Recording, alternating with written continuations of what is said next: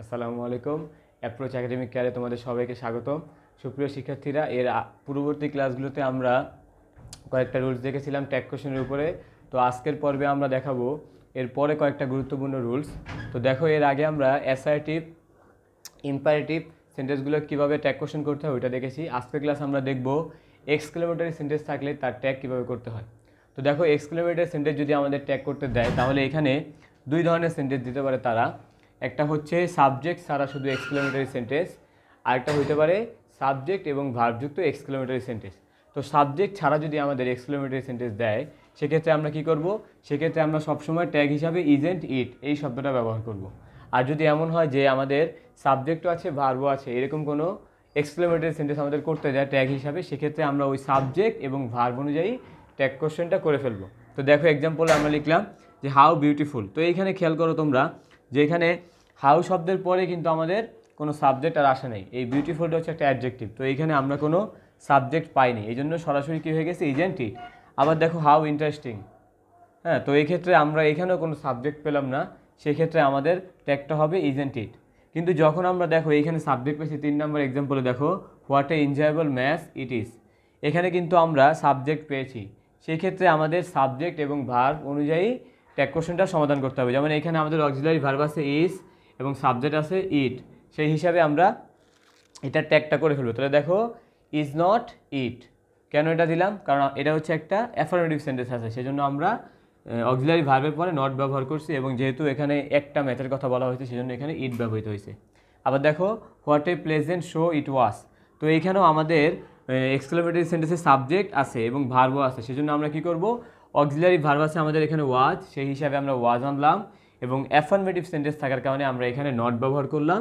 সর্বশেষ এটাও কি ছিল, একটা বস্তু বা একটা শোয়ের কথা বলা হয়েছে, সেজন্য আমরা এখানে ইট ব্যবহার করলাম সাবজেক্ট হিসাবে। তো এই ছিল আমাদের এক্সক্লেমেটরি সেন্টেন্স। সে যদি আমাদের কোনো ট্যাগ কোশ্চেন দেওয়া হয় তাহলে এইভাবে তোমরা এটা সমাধান করবে। এরপরে দেখো, আমাদের খুবই গুরুত্বপূর্ণ একটা বিষয় আছে যে ট্যাগ কোশ্চেনের ক্ষেত্রে অনেক সময় দেশ, সূর্য, চাঁদ এই জাতীয় কিছু শব্দ ব্যবহার করা হয়। তো এই ক্ষেত্রে আমরা অনেক কনফিউজ হয়ে যাই যে আমরা এখানে ইট ব্যবহার করবো কিনা, যদিও এই যে চাঁদ, সূর্য, পৃথিবী এগুলো দেখতে আমাদের আপাত দৃষ্টিতে বস্তু মনে হয়, সেক্ষেত্রে আমরা অনেকে এখানে ইট ব্যবহার করি, কিন্তু না, আসলে এই ধারণাটা ভুল।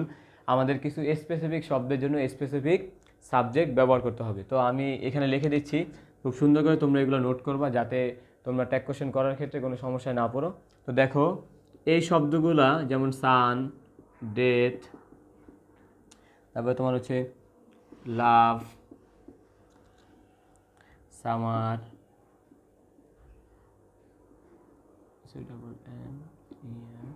সামার, এরপর উইন্টার, অ্যাঙ্গার ইত্যাদি। এই জাতীয় শব্দগুলো যদি আমাদের কোনো ট্যাগ কোশ্চেনের মধ্যে দেওয়া থাকে সেন্টেন্সে, তাহলে আমরা সেখানে সবসময় হি ব্যবহার করব, কারণ এইগুলো দ্বারা পুরুষবাচক শব্দ বোঝায়, সেজন্য আমরা এখানে হি সাবজেক্ট হিসাবে ব্যবহার করব।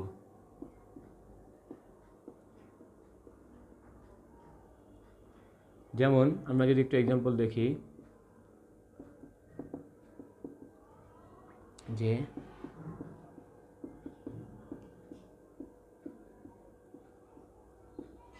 ডেথ হ্যাজ নো এজ, তো এখানে আমরা কি দিব?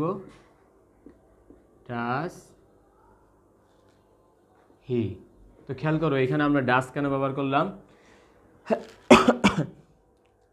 সরি, এখানে আমরা হ্যাজ ব্যবহার করব, হ্যাজ হি।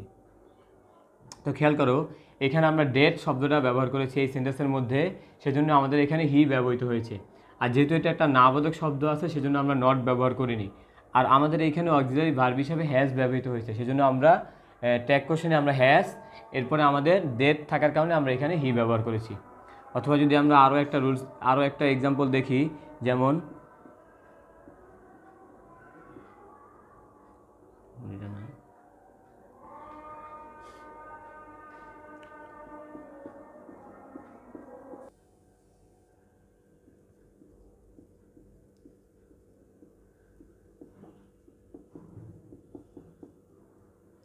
এবার দেখছো আমরা আরেকটা শব্দ লিখলাম, লাভ has spiritual power.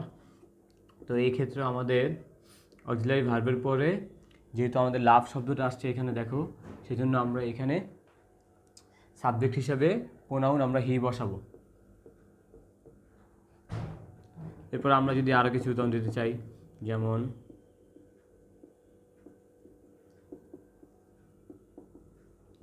Summer is the season of extreme hot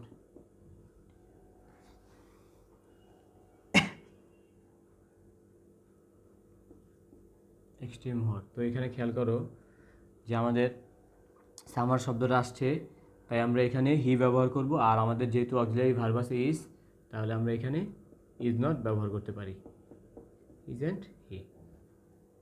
তো সহজে এই শব্দগুলো তোমরা মনে রাখবা যে সান, ডেথ, লাভ, সামার, উইন্টার, ডে, অ্যাঙ্গার ইত্যাদি এই জাতীয় শব্দ। আরও কিছু শব্দ আছে যেমন রিভেঞ্জ,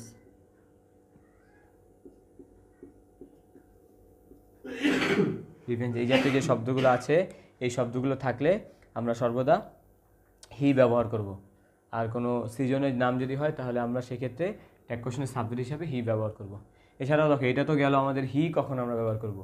আবার কিছু কিছু শব্দ আছে যেগুলো থাকলে আমরা সি ব্যবহার করব। সেই শব্দগুলো হচ্ছে, এগুলো হচ্ছে মেয়ে জাতীয় শব্দ, বা আমরা বলতে পারি এগুলো হচ্ছে ফিমেল জাতীয় শব্দ। ওই সকল শব্দের ক্ষেত্রে আমরা সি ব্যবহার করব। তো দেখো, আমি কিছু শব্দ তোমাদের লিখে দিচ্ছি, এই শব্দগুলো তোমরা নোট করবে, যেগুলো থাকলে আমরা সেন্টেন্সের মধ্যে ট্যাগ কোশ্চেন করার ক্ষেত্রে সি ব্যবহার করব। তো শব্দগুলো হচ্ছে মডেস্টি, এরপর হচ্ছে তোমার আর্থ, মুন,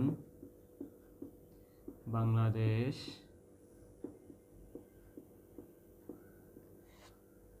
নেচার,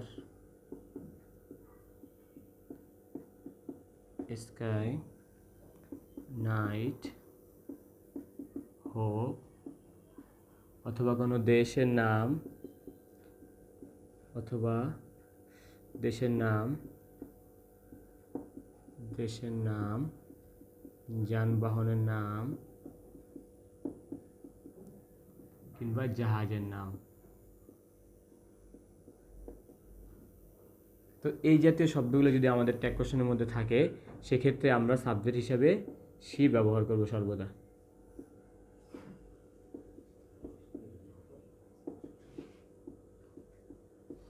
তো দেখো, আমরা কিছু এক্সাম্পল লিখে দিই এখানে, যে Bangladesh is a land of river, অর্থাৎ বাংলাদেশ হচ্ছে একটি নদীমাতৃক দেশ। তো এখানে দেখো, আমরা দেখতে পাচ্ছি বাংলাদেশ শব্দটা আসছে, সেজন্য আমরা এখানে সাবজেক্ট হিসাবে হি ব্যবহার করব। আর অক্সিলারি ভার্ব আছে আমাদের ইজ, সেজন্য আমরা এখানে ইজ আনলাম। তাহলে কী হবে? Isn't she. অথবা তুমি চাইলে অন্য শব্দ দিয়েও লিখতে পারো, যেমন নেচার আছে, যেমন নেচার, নেচার ডাজ নট বেট্রে, প্রকৃতি কখনো ধোকা দেয় না। তো দেখো, এখানে আমরা নেচার কথাটা এনেছি, সেজন্য আমাদের এখানে ডাজ সাবজেক্ট হিসাবে ব্যবহৃত হবে। আর যেহেতু এখানে অক্সিলারি ভার্ব ডাজ নট আছে, তো সেক্ষেত্রে আমরা কী করবো, শুধু এটা নেগেটিভে আছে, আমরা এটা শুধু অ্যাফার্মেটিভ করে দেবো। তাহলে আমাদের এখানে ডাজ ঠিক থাকবে, নটটা উঠে যাবে, আর নেচারের কারণে এখানে আমাদের সি ব্যবহৃত হবে। তো আমরা অধিকাংশ বোর্ড কোশ্চেনে দেখা যায় এরকম দুই একটা করে এক্সাম্পল থাকে। তো তোমরা যদি শব্দগুলোকে একটু কষ্ট করে নোট করো, তাহলে তোমাদের এই শব্দগুলো নিয়ে কোনো সমস্যা হবে না, বা কোনো ঝামেলা পোহাতে হবে না যে এই শব্দগুলো আসলে আমি হি ব্যবহার করবো না সি ব্যবহার করব। তো আজকের ক্লাস আমাদের এখানেই শেষ। ট্যাগ কোশ্চেনের উপরে মোটামুটি তোমরা যদি এই 18টা রুলস প্র্যাকটিস করো, ইনশাল্লাহ তোমাদের কোনো সমস্যা থাকবে না। এর পরবর্তী ক্লাসগুলোতে আমরা এটার উপরে বিভিন্ন বোর্ড কোশ্চেন সলভ সহ অন্যান্য গ্রামার নিয়ে আলোচনা করবো ইনশাল্লাহ। যারা আমাদের ভিডিওগুলো রেগুলার দেখো, তারা আমাদের ক্লাসগুলো নিয়মিত করবে, এবং আমাদের ফেসবুক পেজ আছে, আমাদের এই পেজটাকে তোমরা লাইক ফলো করবে।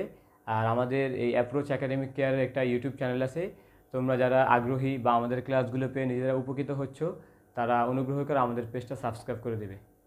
আসসালামু আলাইকুম।